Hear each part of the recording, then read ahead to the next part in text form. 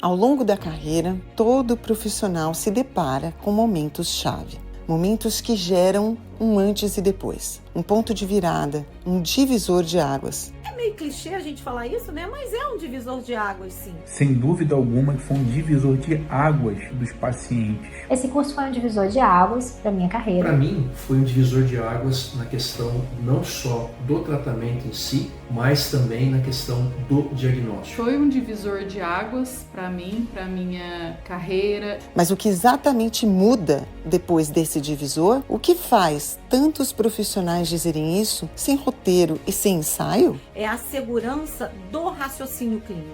Eu acho que esse é o ponto. Quanto o conteúdo dela fez diferença para me trazer mais segurança, mais assertividade no tratamento. E antes dele eu sabia a importância do intestino para a saúde geral, mas não com ferramentas práticas e o conhecimento aprofundado para tratar os meus pacientes de forma tão eficaz. Porque quando você entende o que ninguém te ensinou, quando aprende a olhar para o intestino, para a microbiota, para a raiz de desequilíbrios que antes pareciam sem resposta, tudo muda, seu olhar muda, seu raciocínio muda e os seus resultados também. E a gente conseguiu ter resultados positivos. Aqueles sintomas que hoje a gente sabe que tem uma explicação, mas na época eu não tinha essas explicações. Isso tem me ajudado a tratar os pacientes e melhorar a qualidade de vida deles. A clínica, ela é soberana, então a gente tem que entender o paciente e nenhum paciente é igual ao outro. Então, não existe um protocolo padronizado. Conseguir também entender como individualizar, a abordagem desse paciente. Seja muito bem-vindo à imersão profissional em desbiose intestinal. O primeiro passo para descobrir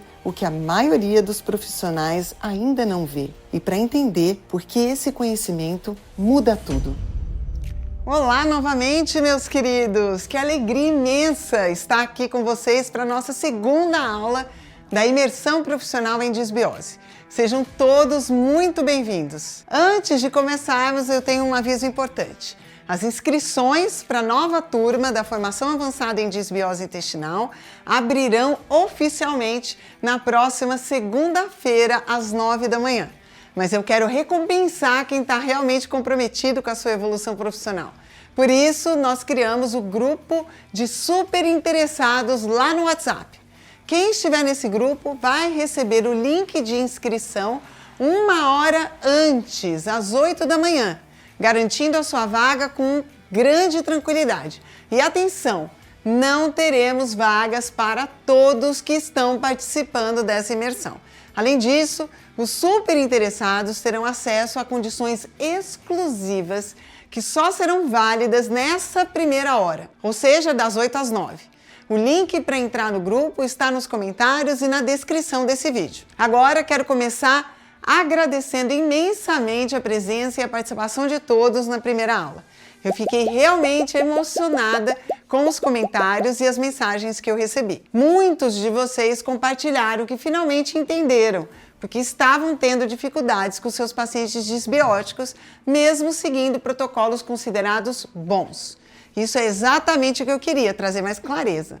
Para quem está chegando agora ou quer relembrar, na nossa primeira aula, nós falamos sobre a importância clínica da desbiose no contexto da saúde sistêmica. Mostramos como a medicina tradicional já está com os olhos voltados para esse tema, e com razão. Estamos no ápice da pesquisa sobre desbiose e vocês, profissionais de saúde, não podem ficar para trás. Seus próprios pacientes já estão chegando com perguntas sobre esse tema. Também discutimos os principais erros que eu vejo quando tentam tratar a desbiose através de protocolos padronizados, sem respeitar as diferenças etiológicas dessa condição. E é justamente sobre isso que nós vamos nos aprofundar hoje. Como desenvolver um método que respeita essas diferenças e traz resultados consistentes. Peguem o caderninho novamente! Hoje vamos mergulhar nos fundamentos do meu método de trabalho e como ele se aplica na prática clínica real do dia a dia. Antes de entrarmos no método propriamente dito, precisamos entender claramente o erro mais comum que eu vejo profissionais cometendo: aplicar o mesmo protocolo para disbioses completamente diferentes. Pega o caderninho, porque isso aqui, meus queridos, é fundamental. Fundamental no sentido de fundamento mesmo, tá? A disbiose não é uma entidade única. Ela tem inúmeras possibilidades e manifestações. Vamos ver então alguns exemplos? Temos tipos diferentes de disbiose, categorizados por localização, tipo de micro-organismo, densidade e substrato produzido. Então comecemos pela disbiose por localização. Nós temos, por exemplo, disbiose oral. Nós temos disbiose gástrica, como a infecção por H. pylori, por exemplo. Disbiose do intestino delgado, disbiose do cólon, disbiose vaginal, disbiose cutânea. Ou seja, veja que só no sistema digestivo eu posso ter 4 disbioses diferentes. Como que a gente vai tratar todas da mesma forma? Agora, a disbiose por tipo de micro-organismos, nós temos a disbiose com aumento de bactérias gram-negativas, muito comum. Disbiose com aumento de bactérias proteolíticas, principalmente aqueles pacientes que não digerem proteína adequadamente.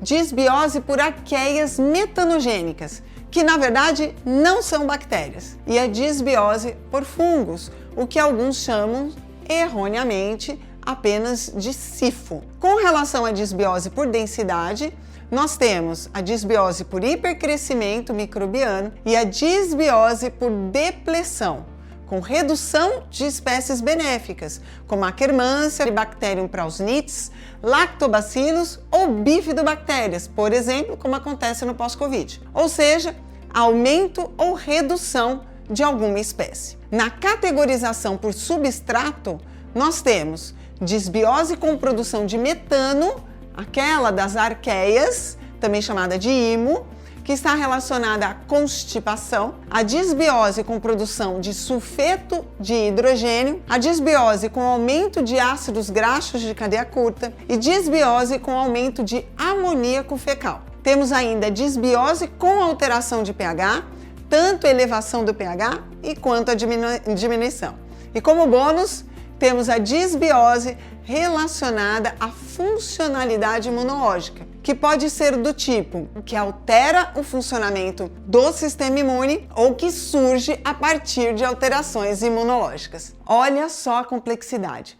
Como que a gente vai tratar tantas entidades diferentes com os mesmos protocolos? Impossível, meus queridos. Deixa eu contar um caso real para vocês entenderem melhor a relação entre diferentes gatilhos e tipos de disbiose. Eu tenho uma paciente de Manaus que tem, na verdade, ela tem casas em Manaus, no Rio de Janeiro e nos Estados Unidos. Ela chegava na consulta dizendo assim: doutora, toda vez que eu chego em Manaus, meu intestino piora. Eu desequilibro totalmente a minha disbiose. Pensamos em tudo, né? Fomos investigar o que acontecia em Manaus que era diferente dos outros lugares. E nós descobrimos que, por causa da umidade do lugar e do calor, a casa dela lá em Manaus tinha muito mofo, muita contaminação por fungos. Isso contaminava também os alimentos dela. E toda vez que ela estava em Manaus e comia esses alimentos, ela piorava. O que estava acontecendo? Uma disbiose fúngica específica, desencadeada por exposição ambiental a fungos e micotoxinas, que alterava completamente a sua microbiota intestinal. Um protocolo padrão anti-cândida não ia resolver, porque a causa raiz era ambiental e precisava ser tratada de forma específica. Outro caso emblemático foi um homem jovem, na casa dos 30 anos, que passava mal desde criança,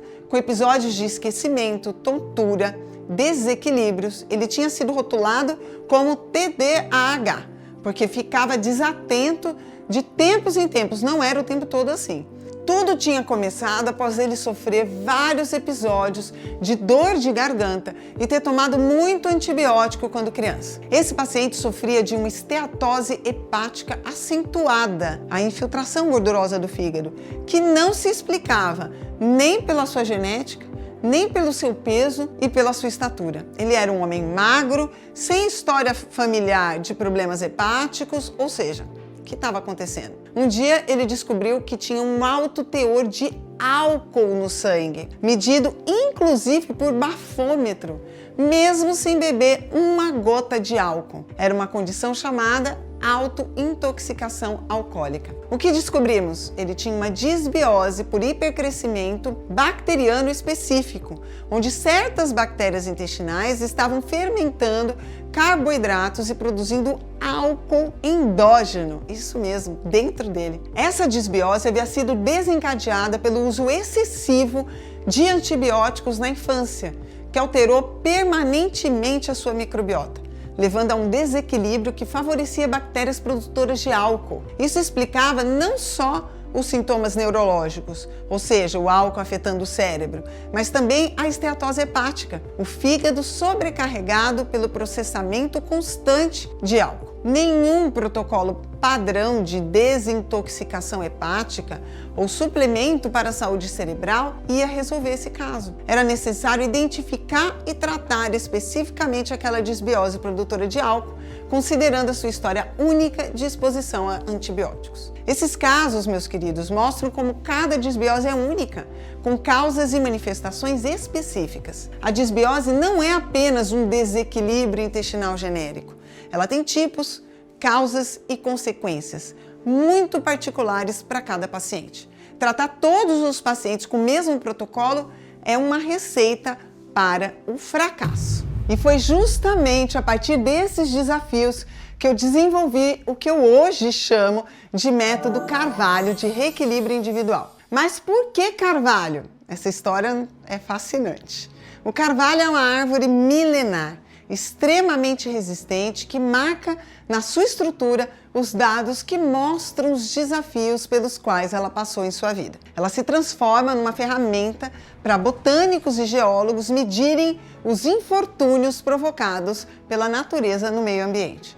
O mais incrível é que quanto mais o carvalho se sujeita às intempéries, mais fortalecido ele sai. As suas raízes vão se arraigando no solo a cada tempestade. Seu tronco fica mais forte e se revigora, e a possibilidade dele ser extraído do solo pelos temporais vai diminuindo drasticamente até se tornar nula. Nossos pacientes são como o carvalho. A disbiose é uma baita oportunidade que nós temos de melhorar a saúde do nosso paciente. A partir do tratamento e do cuidado de uma microbiota desequilibrada, nós cuidamos e equilibramos novamente todo o paciente. Eu mesma sou um exemplo disso. Minha disbiose me levou a estudar e a me tornar mais forte e mais saudável. Mas o nome Método Carvalho tem mais uma história que é muito curiosa.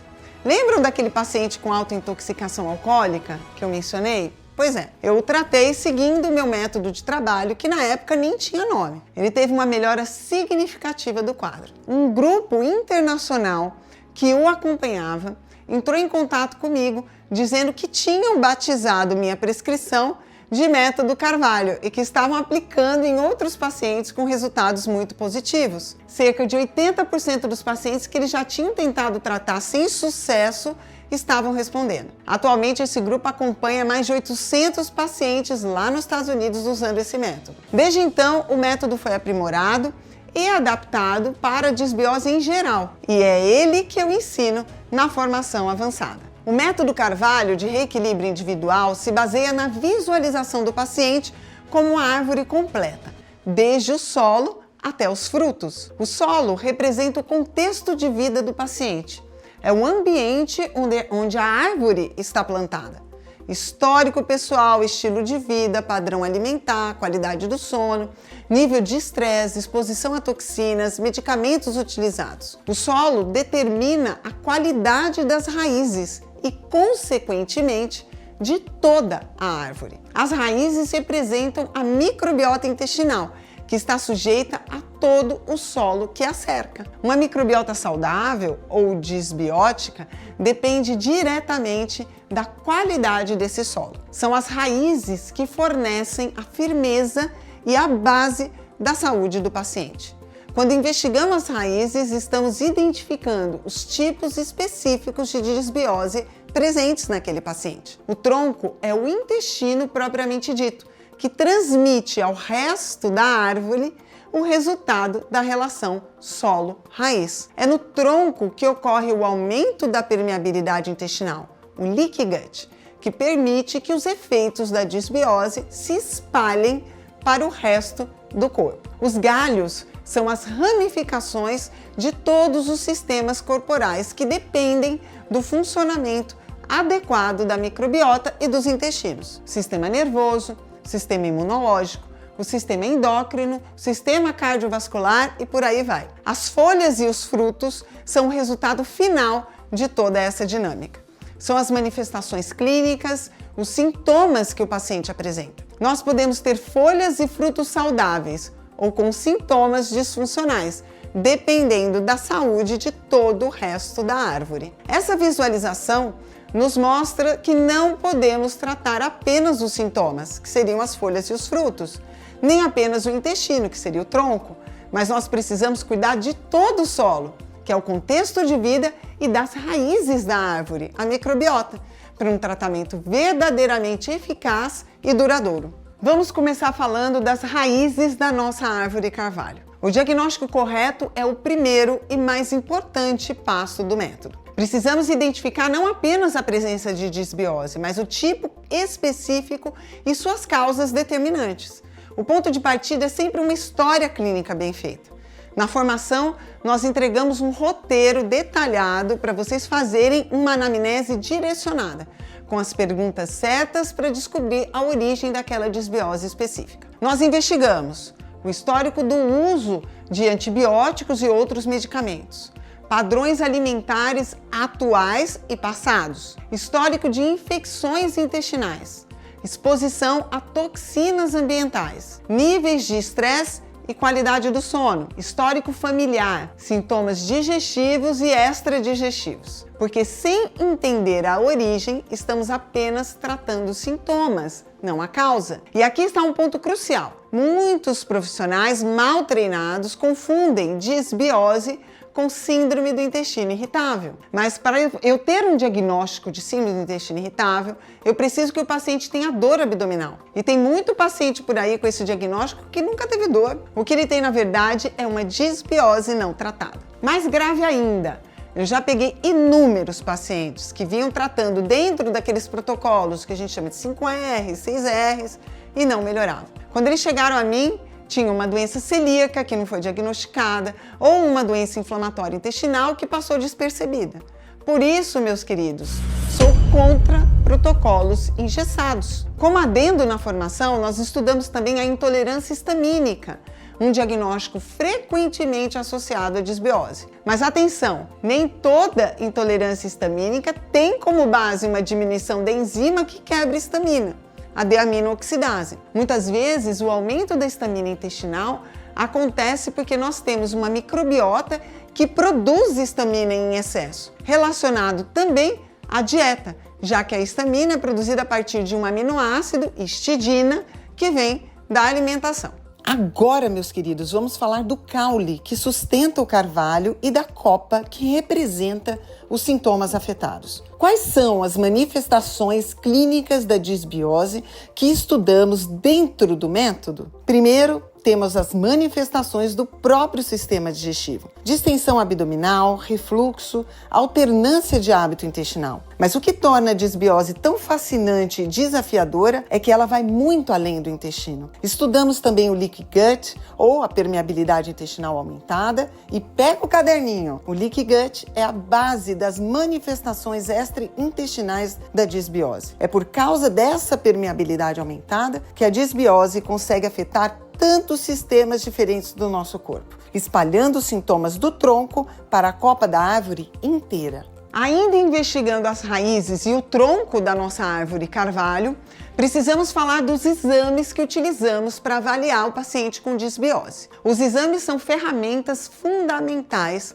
para confirmar nossas suspeitas clínicas e direcionar o tratamento de forma precisa. Começamos com exames gerais de sangue e marcadores que usamos para avaliar a disbiose. Um exemplo é o índice MEB, que vem do monócito, eosinófilo e basófilo. Nós somamos essa porcentagem dos três no leucograma e números acima de 9 trazem uma tendência à disbiose. Mas, principalmente, a célula monócito. É ela que a gente vai ter que olhar no hemograma. E eu vou além.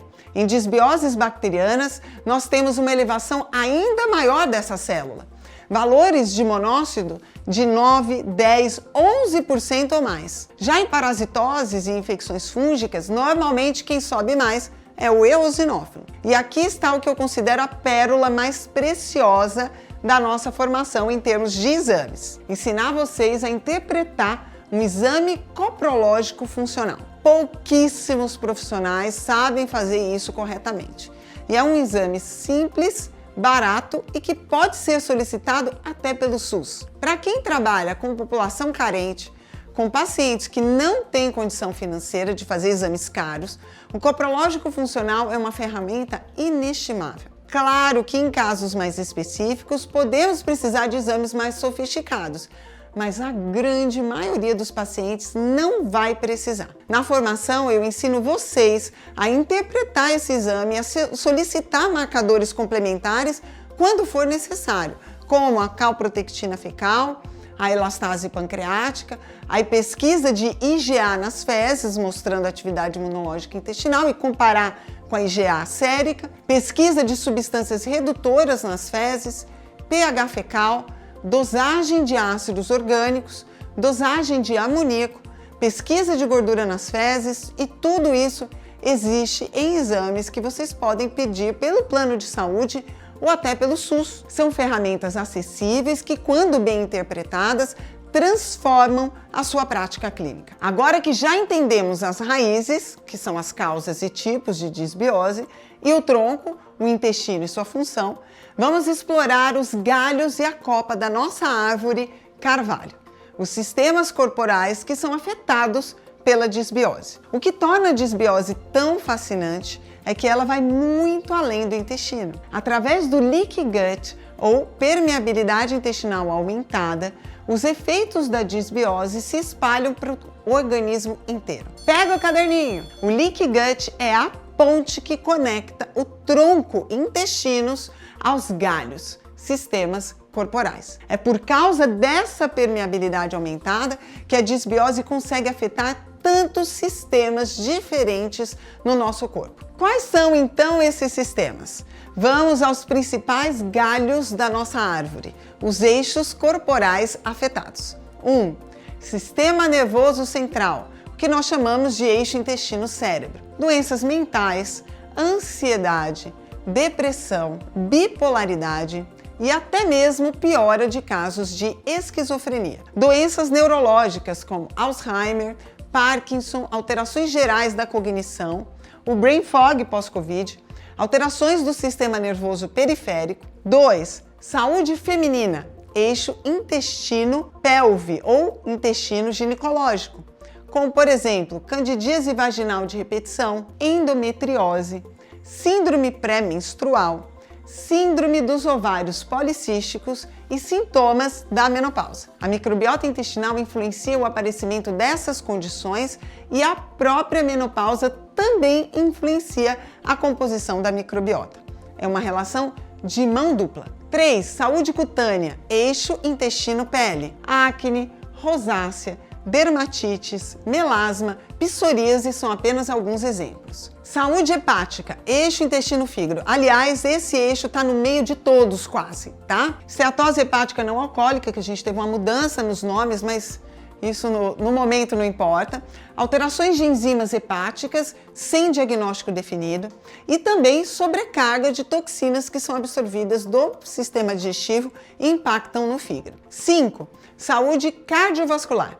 Relação entre disbiose intestinal e aterosclerose, por exemplo, e com piora de fatores de risco cardiovascular. 6. Saúde metabólica, obesidade, resistência à insulina e diabetes tipo 2. São apenas alguns dos diagnósticos associados ao intestino. As canetinhas para o emagrecimento, como o famoso Ozempic, trabalham com hormônios intestinais. O próprio GLP-1 é um hormônio intestinal que é modulado pela composição da microbiota intestinal. 7. Sistema imunológico. alergias alimentares e respiratórias, doenças autoimunes, resposta imune a infecções, todos são impactados pelo intestino. Vocês percebem como a disbiose está relacionada a praticamente todas as áreas da saúde? Não importa se você é cardiologista, dermatologista, psiquiatra, endocrinologista, ginecologista, pediatra, ou se você é um nutricionista, um fisioterapeuta, um dentista, em algum momento a saúde intestinal vai impactar o seu paciente e o seu tratamento. Agora que entendemos o solo, o contexto de vida, as raízes, a microbiota, o tronco, que são os intestinos, os galhos e os frutos, que são os sistemas afetados com os seus sintomas, tudo isso da nossa árvore carvalho, vamos falar sobre como tratá-la de forma integral e sequencial, como indicar e prescrever um tratamento para disbiose intestinal que realmente funcione. O tratamento no método Carvalho é sempre individualizado, baseado no tipo específico de disbiose e as suas causas. Não existe um protocolo único que funcione para todo mundo, mas existe uma sequência lógica de intervenções que adaptamos a cada caso. Dieta estratégica, que obviamente é a base de tudo. Primeiro e mais importante, nós precisamos definir a melhor dieta para aquele paciente, considerando o solo e as raízes que nós já identificamos. Na formação, nós temos uma aula específica sobre dietas. Embora eu não seja nutricionista, eu apresento as evidências científicas relacionadas ao tratamento de disbiose e alimentação, para que qualquer profissional de saúde consiga entender essas correlações e, inclusive, encaminhar para um nutricionista quando necessário. O objetivo é sempre uma dieta expansiva e não restritiva. Temos, inclusive, uma aula bônus com a doutora Anete Marum, que é nutricionista e epigeneticista, que ensina como a gente abordar melhor esses casos de pacientes, inclusive com relação à histamina. Nós queremos aumentar a diversidade alimentar para promover a diversidade microbiana, sempre respeitando as particularidades de cada caso. A alimentação expansiva é um conceito fundamental e, quando bem aplicado, além de extremamente benéfico, aumenta muito a adesão do nosso paciente. Torna o processo agradável e prazeroso, sabe? Menos dolorido. Pois é. 2. Enzimas digestivas, otimizando a digestão. Então, após estabelecer a base alimentar, o próximo passo são as enzimas digestivas. Esta é uma das pérolas da nossa formação. Pouquíssimas pessoas sabem prescrever enzimas digestivas de forma correta. Vocês terão uma aula completa comigo sobre isso. E também uma aula bônus com a doutora Maria Arabella, que é farmacêutica, falando sobre formas terapêuticas, farmacocinética e farmacotécnica, como vocês vão mandar manipular. A doutora Arabella dá cerca de 6 horas de aula bônus, ensinando como escolher a cápsula certa, como prescrever enzimas digestivas em unidades internacionais, nunca em miligramas, e isso é de um valor que é ouro, meus queridos. Foram muitos anos de estudo e experiência clínica para chegar nesse conhecimento. 3. Pré-bióticos e probióticos. O reequilíbrio da microbiota. Com a dieta e a digestão otimizadas, nós passamos então para o reequilíbrio direto da microbiota. Em primeiro lugar, pré-bióticos, nutrientes específicos para alimentar as bactérias benéficas, selecionados de acordo com o tipo de disbiose. Só depois é que a gente vai pensar no probiótico, que são usados de forma estratégica e personalizada, com cepas específicas para cada situação. Aqui é fundamental entender que não existe um probiótico específico para disbiose genérico. Cada cepa tem funções específicas e deve ser escolhida de acordo com o tipo de disbiose e os sintomas do paciente. Se você faz isso aqui errado, pode intensificar a disbiose do seu paciente ou até criar uma nova. 4. Fitoterápicos, que é o suporte adicional. Em muitos casos, nós precisamos do suporte de fitoterápicos específicos, que tenham uma ação antimicrobiana para controlar os hipercrescimentos, que tenham uma ação anti-inflamatória para acalmar a mucosa intestinal e que tenham uma ação cicatrizante para ajudar a reparar o Leaky Gut. Em quinto lugar, nós temos as estratégias de estilo de vida, que é cuidar do solo. Além de tudo isso, nós precisamos cuidar do solo onde nossa árvore está plantada. Gerenciamento de estresse, melhora da qualidade do sono, atividade física adequada, redução da exposição a toxinas ambientais. E 6, suporte à imunidade intestinal, fortalecendo as barreiras. Por fim, em casos específicos, nós trabalhamos com o suporte à imunidade intestinal, ajudando o organismo a regular a sua resposta imune e a fortalecer as suas defesas naturais.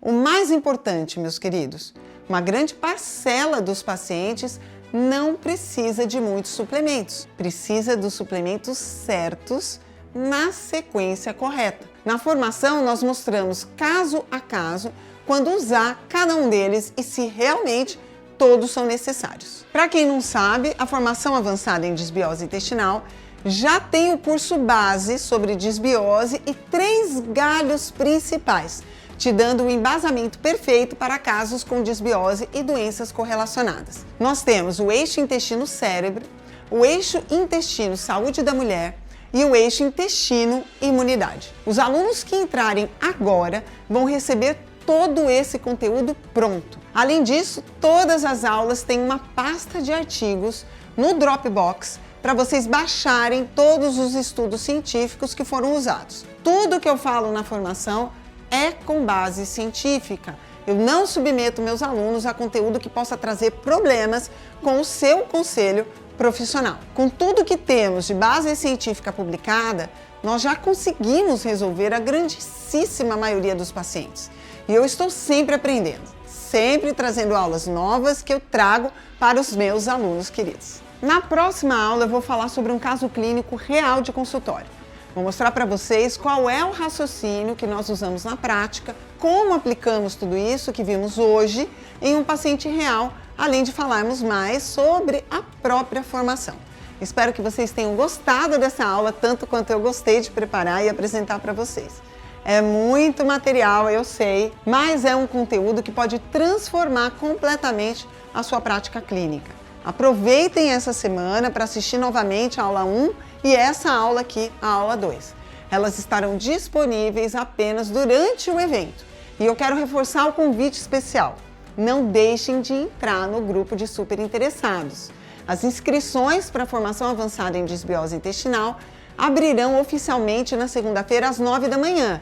Mas quem estiver no grupo VIP lá do WhatsApp receberá o link 1 hora antes, garantindo a sua vaga com mais tranquilidade. E isso é muito importante, porque como eu mencionei no início, não teremos vagas para todos os que estão participando dessa imersão. Além disso, os super interessados terão acesso a condições exclusivas e bônus especiais que só serão válidos nessa primeira hora de inscrição. O link para entrar no grupo está nos comentários e na descrição desse vídeo. É gratuito e pode fazer toda a diferença para garantir a sua vaga. Um beijo enorme no coração de cada um de vocês. Muito obrigada pela presença e nós nos vemos na próxima aula.